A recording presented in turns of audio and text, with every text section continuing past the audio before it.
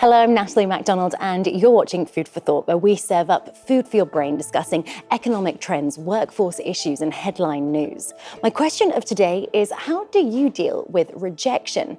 Now, rejection or disappointments, as I like to call it, are something that we all experience. You may get turned down from a job application. You may make a mistake on a project. Your boss may criticize you on a piece of work that you've completed, or an idea may get turned down at a meeting.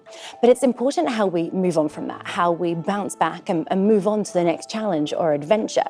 So how do we do that? Well, I sat down with business coach Daniel Tolson, who told me that while 99% of us have a simultaneous fear of criticism or rejection, rejection is just a normal part of life. I was working with a real estate agent and he was in his mid-40s.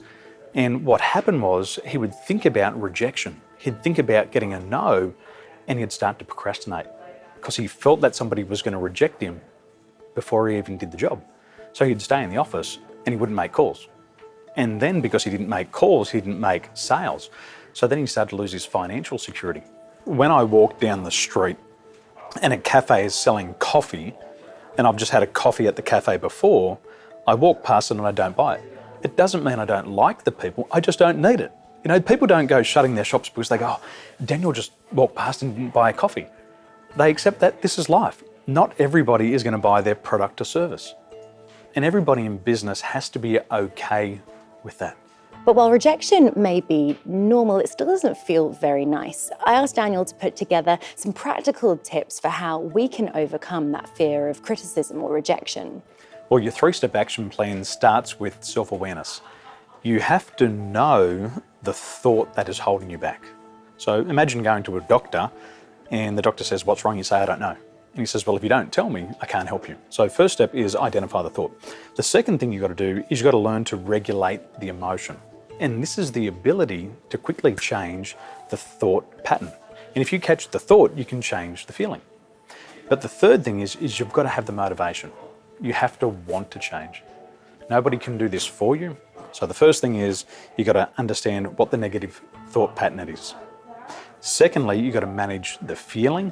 And thirdly, you've got to have the motivation and the desire to change. And it's that simple. I'm cured of worrying about ever making a mistake or being criticized ever again. Well, sadly, it's not quite that easy. You'll never get over the fear of rejection and criticism fully. And the reason is that we're trying so many new things. And we're always venturing into new territory where we have to do something that we haven't done before.